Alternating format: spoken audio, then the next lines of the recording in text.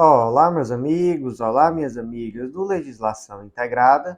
Aqui quem fala é o professor Bruno Valente. Nossa conversa de hoje é sobre o informativo 778 do STJ. Antes de começar, não deixa de nos seguir no Spotify, Deezer, Apple Podcasts, Google Podcasts ou no YouTube, nem de ativar o sininho para ficar sabendo das novidades. Gente, deixa aquele comentário aí também, compartilha com os amigos, porque tudo isso ajuda o podcast a ser mais entregue e nos ajuda a crescer. Não deixa também de nos seguir no Instagram, @legislação_integrada, onde todo dia tem novidade. E o mais importante de todos os convites, acesse nosso site legislaçãointegrada.com.br. Lá você vai conhecer a editora integrada, onde você pode publicar o seu manuscrito, seja ele uma tese, uma dissertação, uma monografia, algum livro que você escreveu aí no decorrer da sua vida. Você também vai conhecer o Mapa do Aprovado, esse curso que te ensina a organizar teu plano de estudo de uma forma bem estratégica e com muita autonomia, sem depender de mentor, de coach, aquilo que você precisa para organizar todas as etapas do teu estudo de forma estratégica e organizada. E por último, o Clube da Lei, esse clube de membros que dá acesso a todos os materiais de lei seca e jurisprudência do Legislação Integrada e a mais de 100 planos de leitura. Tudo que você precisa para um estudo completo, atualizado e organizado de lei seca e jurisprudência. Então, meus amigos, sem mais delongas, vamos para o primeiro julgado do dia. O primeiro julgado de hoje é da Corte Especial do STJ, foi inserido no Código de Processo Civil e o destaque ficou da seguinte forma: não há prorrogação do término do prazo recursal se ocorrer eventual indisponibilidade do sistema eletrônico do tribunal no curso do período da interposição do recurso. Vamos lá, gente. Prazo no processo civil brasileiro. O CPC de 2015 trouxe muita novidade sobre o tema. Então, por exemplo, a questão da contagem do prazo em dias úteis, a questão da prorrogação do termo inicial do prazo do recurso, quando esse primeiro dia do prazo ele cai em um dia que o expediente forense é iniciado depois do horário normal ou encerrado antes. Isso daí, esse ponto é uma novidade muito importante, porque no CPC de 73 não era assim. Só havia a prorrogação do prazo quando o termo final do recurso ele caía em um dia que o expediente encerrava antes ou começava depois. Se isso acontecesse em qualquer outro dia, era irrelevante. No CPC de 2015, isso passa a ser relevante tanto no dia de início quanto no dia de final. Se for algum dia no intermédio, aí realmente continua sendo irrelevante. E o julgado, gente, trata de uma situação que é muito semelhante, que é quando ocorre indisponibilidade do sistema eletrônico. E aí, o que você precisa ter em mente? Quando que a indisponibilidade do sistema eletrônico vai interferir no prazo? Quando ela ocorrer no dia do termo inicial do prazo ou quando ela ocorrer no dia do termo final do prazo. Quando ela ocorrer nesse intermédio, por exemplo, o prazo é de 15 dias. Se ela ocorreu no dia 12, isso é indiferente. Se ela ocorreu no dia 13, isso é indiferente. Se ela ocorreu no 15º dia do prazo, aí tudo bem. Aí o prazo prorroga para o 16º dia. Se ela ocorreu no primeiro dia do prazo, aí de fato esse primeiro dia não vai contar, o prazo só vai iniciar no dia subsequente. Então é basicamente isso. Tenha isso em mente que você não erra. O BO aconteceu no primeiro ou no último dia do prazo. Qual foi o BO? Foi um dia que o expediente forense começou depois do horário ou terminou antes. Foi uma questão de indisponibilidade do sistema no primeiro ou no último dia do prazo. Vai prorrogar o prazo? Vai. Não, isso aconteceu em qualquer outro dia. Aí não muda nada, tá? Não muda nada. Aconteceu no intermédio, não há nenhuma relevância jurídica. Então, como é que fica o destaque? Não há prorrogação do término do prazo recursal se ocorreu eventual indisponibilidade do sistema eletrônico no tribunal no curso do período para interposição do recurso. Próximo julgado do dia da primeira sessão do STJ, também foi inserido no Código de Processo Civil destaque da seguinte forma: argumentos em obter dictum não se prestam a caracterizar divergência jurisprudencial para fins de embargo de divergência. Vamos lá. Primeiro ponto: o que raios é obter dictum? Gente, Obter dictum é aquele argumento que não é central na decisão. Então, a diferenciação aqui é entre ratio decidendi, que é a razão de decidir, que é aquele argumento central utilizado na decisão, e obter dictum, que é aquele argumento que ele não é central. Ele é um argumento que ele vem ali para ressaltar um ponto ou outro, é algo que fortalece a tese, mas não é central. Certo, primeiro ponto, entendi. E embargo de divergência, professor, quando é que cabe esse recurso? Ele está previsto no artigo 1043 e ele é um recurso que tem por objetivo desfazer a divergência jurisprudencial entre órgãos fracionários. Então, imagina, por exemplo, que a primeira e a segunda turma do STJ têm uma divergência jurisprudencial. Então, nesse caso, é possível embargo de divergência e a seção vai julgar e vai unificar esse entendimento. Então, olha só, o artigo 1043 é embargável o acórdão de órgão fracionário que, em recurso extraordinário ou em recurso especial, divergido o julgamento de qualquer outro órgão do mesmo tribunal, sendo os acórdãos embargado e paradigma de mérito. Inciso 2, revogado. Inciso 3, em recurso extraordinário ou recurso especial, divergido o julgamento de qualquer outro órgão do mesmo tribunal, sendo que um acórdão de mérito e outro que não tenha conhecido do recurso, embora tenha apreciado a controvérsia. Então, basicamente é isso. Temos o acórdão da primeira turma e o acórdão da segunda. Um diz uma coisa, o outro diz outra, totalmente contrária. Aí você chega na sessão do STJ e diz, ei, primeira sessão do STJ, tá desmantelado aqui esse negócio, unifica. Aí o STJ, a primeira sessão do STJ, vai unificar o entendimento. É para isso que serve o embargo de divergência. E aí, tanto no inciso 1 quanto no 3, você percebe o quê? Que é necessário que haja uma decisão de mérito, ou pelo menos no inciso 3, uma decisão de não conhecimento do recurso, mas que tenha apreciado a controvérsia. Então, tem que ter existido nas decisões, tanto na decisão paradigma quanto na decisão impugnada, é necessário que a controvérsia tenha sido analisada. E aí vem o ponto. Tem que ser uma controvérsia que seja central. Então, tanto no acórdão paradigma quanto no acórdão impugnado, é necessário que você trate de um argumento de ratio decidente, de razão de decidir, um argumento central. Então, gente, não é viável você apontar um acórdão paradigma e esse acórdão paradigma não ter como elemento central esse argumento. Então não basta ali um comentário, algo que veio para reforçar o argumento central, é necessário que esse seja a razão de decidir do acórdão. Então, gente, como é que ficou aqui o destaque? Argumentos de obter dictum não se prestam a caracterizar a divergência jurisprudencial para fins de embargo de divergência. Próximo julgado do dia é da terceira sessão do STJ, foi inserido no Código de Processo Penal destaque da seguinte forma: compete ao Tribunal do Júri Federal julgar causa na qual há demonstração de interesse federal específico em relação ao crime doloso contra a vida ou quando há conexão deste com o crime federal.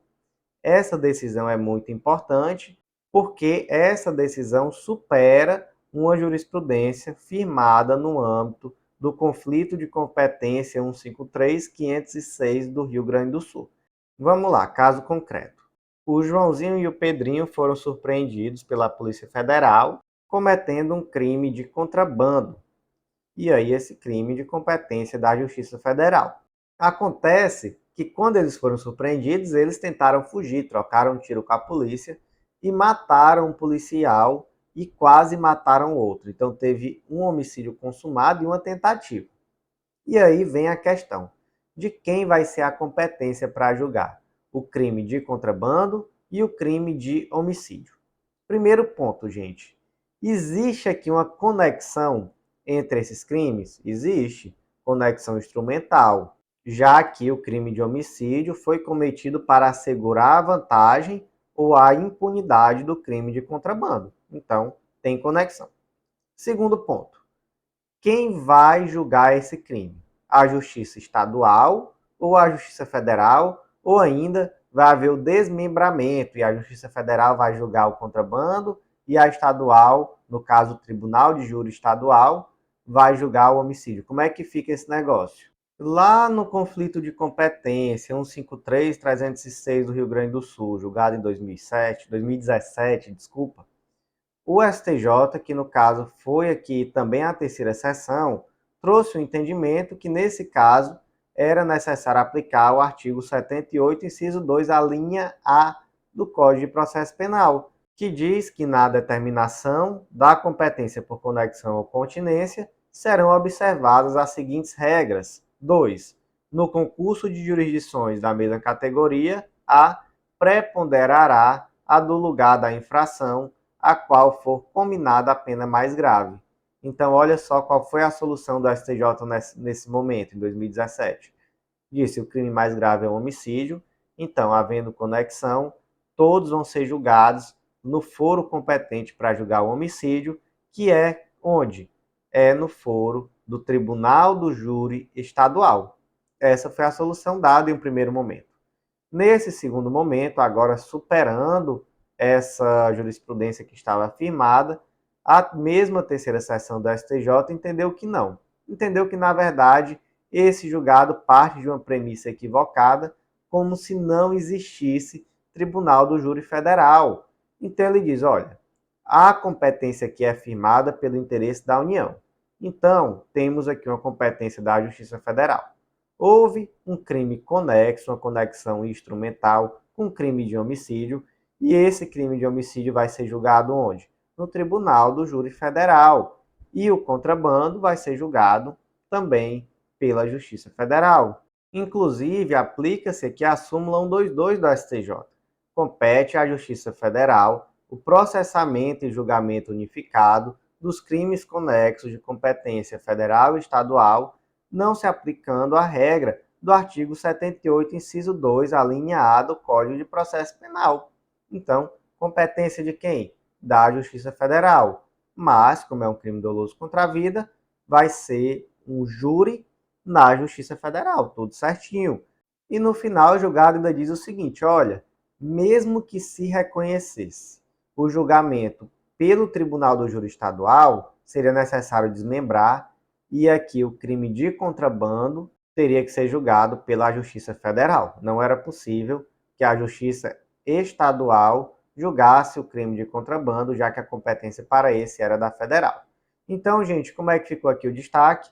Compete ao Tribunal do Júri Federal julgar causa na qual há demonstração de interesse federal específico em relação ao crime doloso contra a vida ou quando há conexão deste com o crime federal.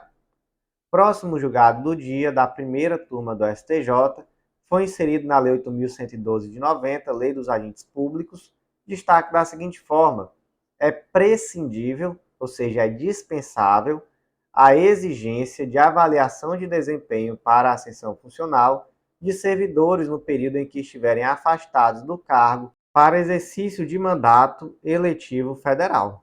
Vamos lá, gente. Primeiro ponto. Vamos diferenciar progressão de promoção. Por que que isso é relevante? Porque, gente, o artigo 102, inciso 5º da Lei 8.112, diz que, além das ausências aos serviços previstos no artigo 97, serão considerados como efetivo exercício os afastamentos em virtude de, inciso 5º, desempenho de mandato eletivo federal, estadual, municipal ou distrital, exceto para promoção por merecimento. Então, o tempo que esse indivíduo está afastado para exercer mandato, ele vai ser contado para todos os efeitos, menos para promoção por merecimento. E aí, qual é a diferença de promoção para progressão? Progressão funcional é o desenvolvimento na carreira por meio da passagem do servidor de um nível de vencimento para outro imediatamente superior dentro da mesma classe. Então, o indivíduo ele continua na mesma classe, ele só vai ganhar um valor um pouco maior, já que ele progrediu. Já na promoção, o servidor passa de uma classe para outra subsequente, de maior hierarquia ou relevância funcional. Certo. A lei diz que o período de afastamento para o exercício de mandato eletivo não pode ser aproveitado para fins de promoção por merecimento. E progressão? Gente, é possível fazer uma interpretação extensiva para restringir direitos? Não, né? Não é possível. Então, o indivíduo que está afastado para o exercício de mandato eletivo, ele pode sim ter a progressão funcional dele normalmente. E aí vem o segundo ponto. Professor, mas na lei de regência da carreira, diz que a progressão funcional ela se dá a cada 24 meses, desde que haja uma avaliação de desempenho. E essa avaliação de desempenho seja boa. Então, quais são os requisitos para a progressão? Aqui na lei de regência dessa categoria específica, 24 meses de exercício e avaliação de desempenho boa. Só que o indivíduo está afastado, como é que ele tem avaliação de desempenho? Não tem como ter, né? E aí ele vai deixar de ter o direito à progressão funcional? Não, ele não vai. Então, nesse caso, se o indivíduo está afastado para o exercício de mandato eletivo, ele não tem como ter avaliação de desempenho. Então, esse requisito ele não vai ser necessário. Bastará, então, os 24 meses de exercício. E é por isso, gente, que o destaque ficou como? Ficou da seguinte forma: é dispensável a exigência de avaliação de desempenho para a ascensão funcional de servidor no período em que ele estiver afastado do cargo para exercício de mandato eletivo federal. Próximo destaque do dia, inserido na Lei Candir, que trata do ICMS, é a Lei Complementar 87 de 96, destaque da seguinte forma: o adicional de bandeira tarifária deve integrar a base de cálculo do ICMS por se correlacionar na definição do valor da operação, quando da apuração do consumo de energia elétrica pelos usuários do sistema. Então, gente, vamos lá. Qual é a base de cálculo do ICMS aqui no consumo de energia elétrica? É o valor da operação. E aí, vamos lá, o que integra esse valor da operação? Bandeira tarifária integra? O que é a bandeira tarifária, professor? É um mecanismo que foi criado em 2015 e que o objetivo dele é repassar o custo real de geração de energia naquele momento específico. Então, temos a bandeira tarifária verde, que é aquela que não gera nenhum acréscimo, e temos a amarela, a vermelha de patamar 1 e a vermelha de patamar 2. Cada uma dessas bandeiras, quando aplicadas, ela vai gerar um acréscimo no custo da energia elétrica. Então, cada quilowatt-hora gasto vai ter um valor adicional, certo? E aí, isso integra o tal do valor da operação? Integra.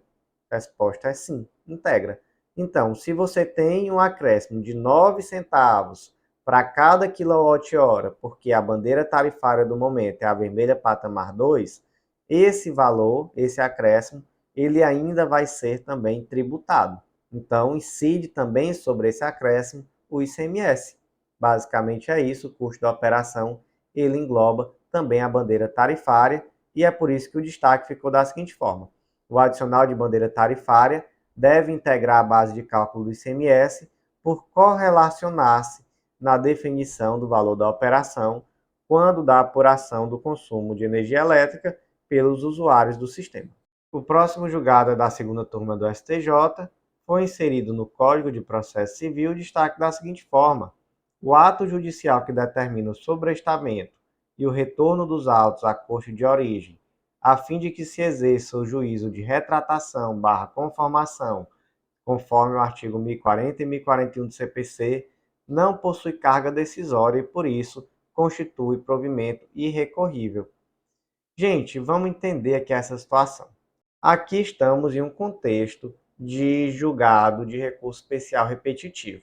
Vamos para um caso concreto que eu acho que vai ficar mais fácil de entender. A empresa X propôs uma ação e essa ação está, no momento, em fase recursal perante o Tribunal de Justiça do Estado.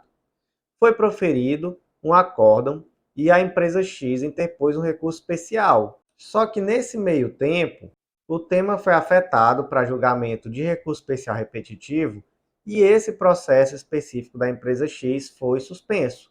Por quê? Porque o STJ vai fixar aqui uma tese repetitiva sobre o tema e aí o processo dele vai ficar suspenso até essa tese ser fixada.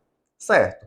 A tese foi definida, a ação voltou a tramitar. E aí vocês lembram que a empresa X chegou a interpor um recurso especial?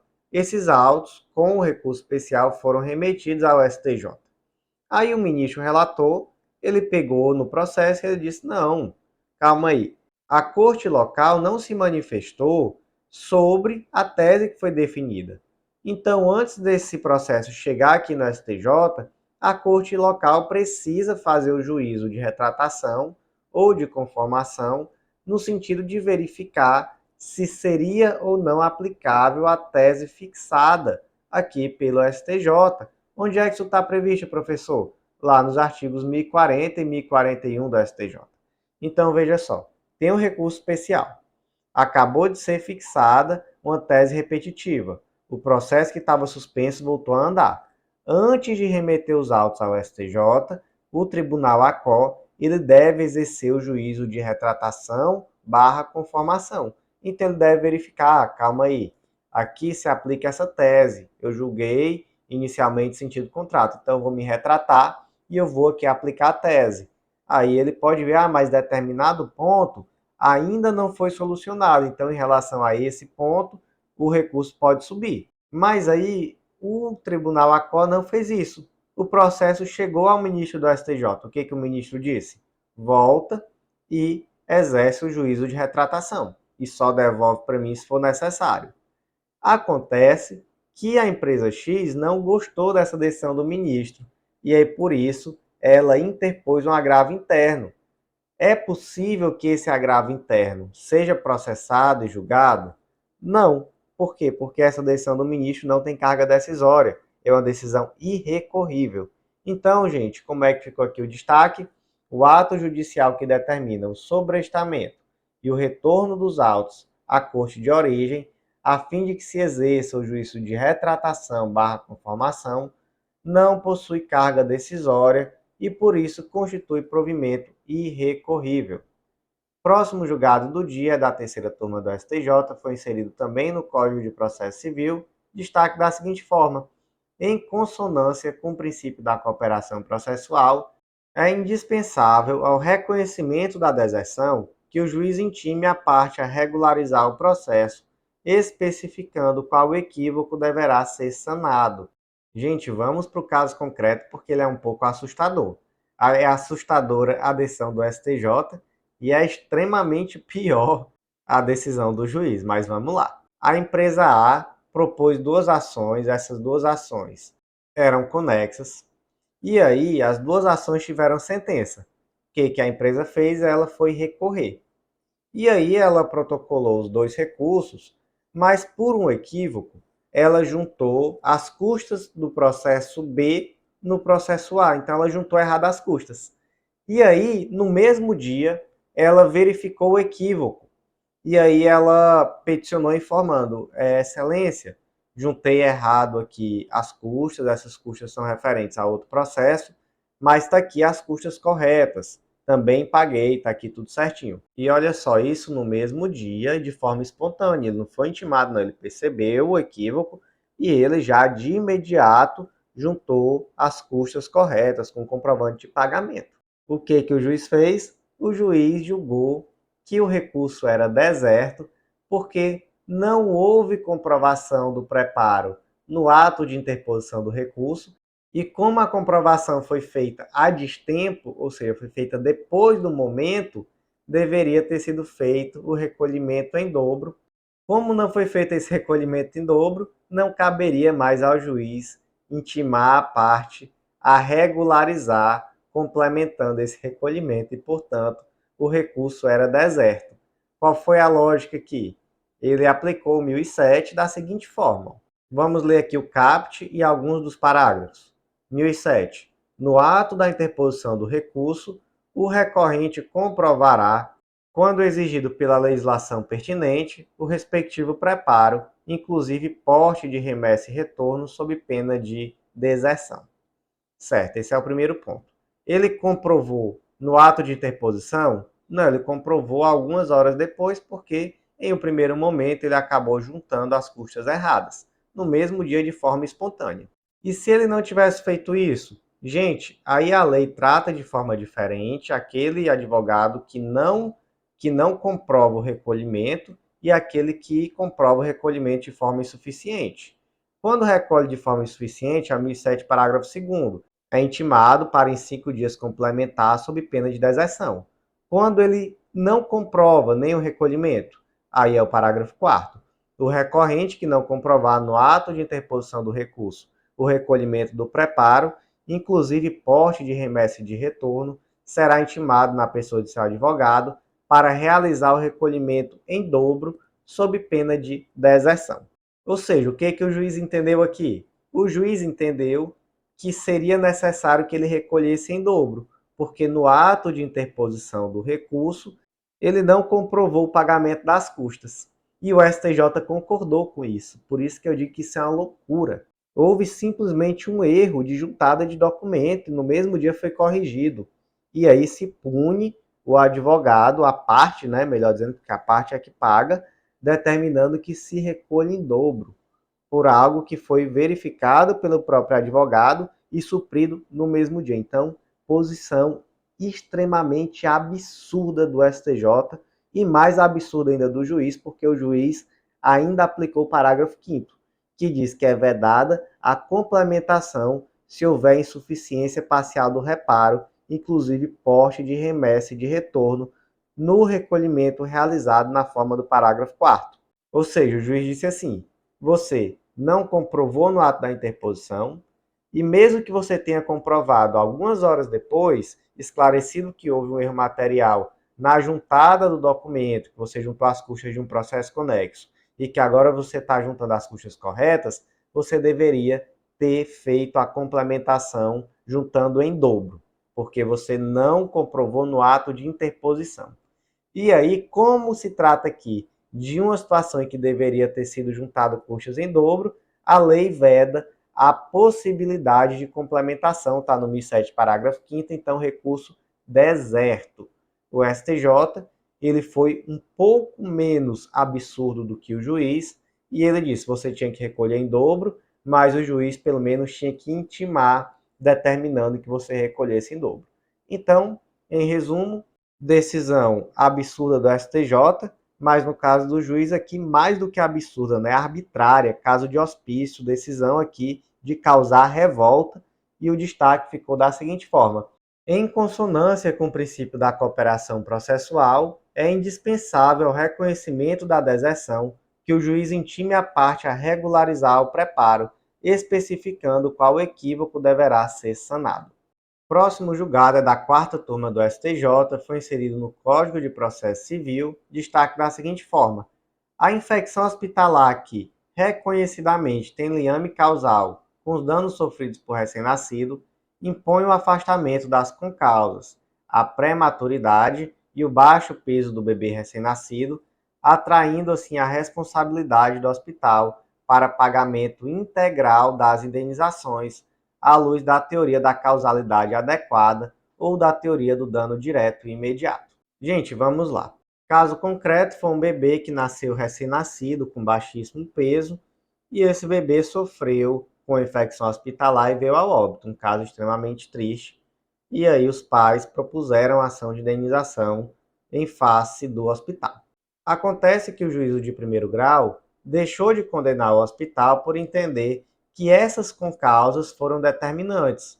Quais foram as concausas determinantes para a morte do bebê, segundo o juiz de primeiro grau? O baixo peso e a prematuridade. Então ele entendeu que por mais que a infecção hospitalar tenha contribuído para a morte, essas duas concausas elas foram mais determinantes e por isso deixou de condenar o hospital a indenizar. Gente, essa decisão foi correta à luz do Código de Defesa do Consumidor? Não, gente, não foi. Porque como é que funciona a responsabilidade civil do fornecedor? Artigo 14 do CDC. O fornecedor de serviço responde, independentemente da existência de culpa, pela reparação dos danos causados aos consumidores por defeitos relativos à prestação do serviço, bem como por informações insuficientes ou inadequadas para sua fruição e risco. Certo? Então, independentemente de culpa, ele vai responder pelos danos causados. Qual foi o dano causado aqui? Foi a morte do bebê. E qual foi o motivo? Foi um defeito na prestação de serviço que ocasionou uma infecção hospitalar. Certo? Quando que o fornecedor não vai ser responsabilizado? Está lá no parágrafo 3º. O fornecedor de serviço só não será responsabilizado quando provar que, tendo prestado o serviço, o defeito inexiste e que a culpa é exclusiva do consumidor de terceiro. Então, veja só. O hospital provou que não existiu defeito? Não, tanto é que, de fato, está provado que houve infecção hospitalar. Segundo, houve culpa exclusiva do consumidor, do terceiro. E nesse caso aqui você pode até ler assim, houve uma concausa totalmente independente que por si só produziu o resultado? Essa é a pergunta que deve ser feita. E é por isso, gente, que o Código de Defesa do Consumidor, ele adota a teoria da causalidade adequada ou a teoria do dano direto e imediato, que são teorias que são muito semelhantes entre si. E para essas duas teorias, se existe uma causalidade entre o fato e o dano, então temos aqui uma causalidade entre o defeito, que foi a infecção hospitalar, e a morte, em todo caso, deverá existir sim o dever de indenizar, ainda que você possa, em alguma medida, reduzir o valor do dano. Então você pode dizer, olha, não foi totalmente culpa, porque de fato a criança ela era prematura, ela tinha baixo peso, então ela estava ali em uma situação muito vulnerável, então podemos aqui atenuar a responsabilidade do hospital, mas apagar a responsabilidade, excluir a responsabilidade de forma alguma. Porque, gente, o que exclui a responsabilidade aqui no direito do consumidor é tão somente aquele ato exclusivo de terceiro ou do consumidor. E o STJ entendeu que o juízo de primeiro grau deixou de aplicar a teoria da causalidade adequada ou mesmo a teoria do dano direto e imediato para aplicar aqui a teoria da conditio sine qua non ou da equivalência dos antecedentes, que é uma teoria que é aplicada no Código Penal. E nessa teoria não há distinção entre causa e condição, de forma que tudo aquilo que contribui para a ocorrência gera responsabilidade penal. Então não é essa a teoria aplicada aqui no Código de Defesa do Consumidor. Basta você ter em mente o quê? Que para excluir a responsabilidade do fornecedor é necessário que aquela concausa ela por si só tenha produzido o resultado. É aquela situação de culpa exclusiva da vítima ou de terceiro. Se foi algo que simplesmente contribuiu, não é possível excluir a responsabilidade. Então, não há dúvidas aqui de que a causa da morte foi a infecção hospitalar. Então, sendo assim, não há como excluir a responsabilidade. Destaque da seguinte forma: a infecção hospitalar aqui, reconhecidamente, tem liame causal com os danos sofridos por recém-nascido, impõe o afastamento das concausas, prematuridade, baixo peso do bebê recém-nascido, atraindo assim a responsabilidade do hospital pelo pagamento integral das indenizações à luz da teoria da causalidade adequada ou mesmo da teoria do dano direto e imediato. O último julgado de hoje é da quinta turma do STJ, foi inserido na Constituição Federal e o destaque ficou da seguinte forma: a confissão do réu por si só não autoriza a entrada dos policiais em seu domicílio, sendo necessário que a permissão conferida de forma livre e voluntária pelo morador seja registrada pela autoridade policial por escrito ou em áudio e vídeo. Gente, tema aqui que dá muita polêmica, mas que já foi afirmado e reafirmado tanto pelo STJ quanto pelo STF, a questão do ingresso em domicílio. O que a Constituição diz? Que a casa é asilo inviolável do indivíduo, ninguém nela podendo penetrar sem consentimento do morador, salvo em caso de flagrante delito ou desastre, ou para prestar socorro, ou durante o dia por determinação judicial. E aí vem aquela questão, caso de flagrante delito, vem aquela discussão sobre os crimes permanentes, como é o caso do tráfico de drogas, porque nesse caso você tem um flagrante permanente, já que o crime é permanente. Então existia aí uma interpretação de que a qualquer momento era possível ingressar no domicílio. Essa não é a posição do STF e do STJ hoje, que exigem que seja demonstrado o motivo pelo qual é necessário o ingresso naquele momento. Não é possível, então, por exemplo, esperar uma ordem judicial para tanto. Mas aí, como uma forma de driblar isso, os policiais acabam afirmando muitas vezes que foram autorizados a ingressar em domicílio. Então, eles dizem: não, nós não invadimos. O dono da casa, ali, o proprietário, autorizou. E aí, por conta disso, por essa narrativa não ser muito crível, de alguém ter drogas em casa e autorizar simplesmente por livre e espontânea vontade a polícia entrar, o STF chegou inclusive a fixar uma tese, que é o tema 280, tese de repercussão geral, afirmando essa necessidade de autorização por escrito, com testemunhas, ou autorização registrada em áudio e vídeo. Então, como é que ficou aqui a tese 208?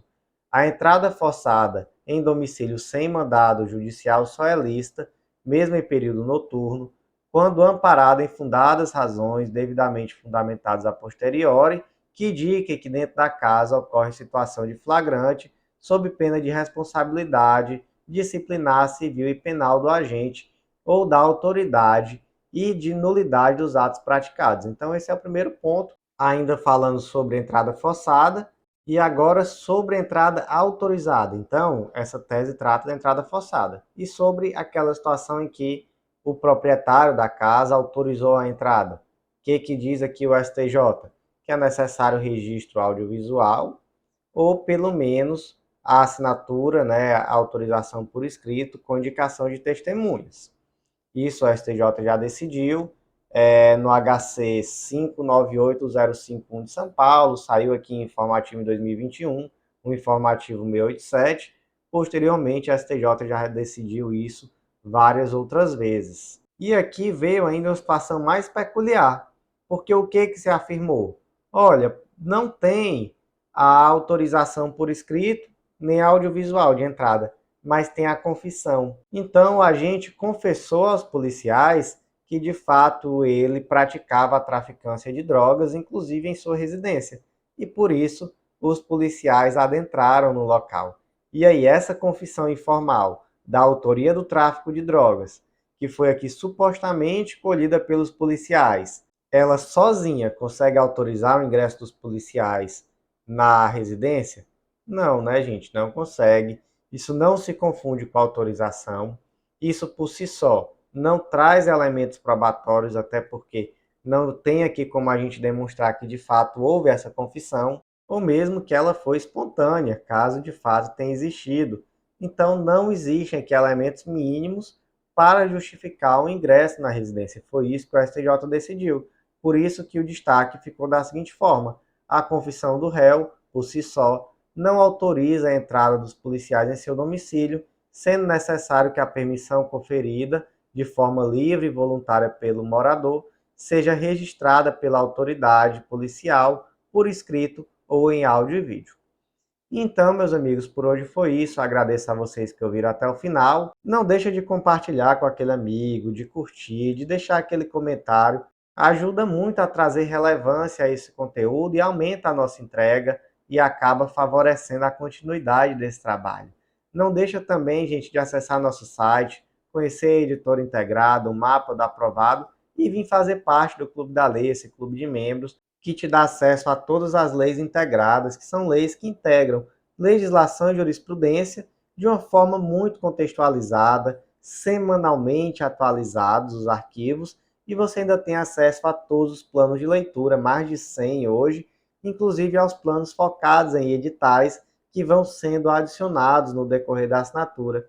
Então, tudo que você precisa para um estudo completo, atualizado e organizado de lei seca e jurisprudência.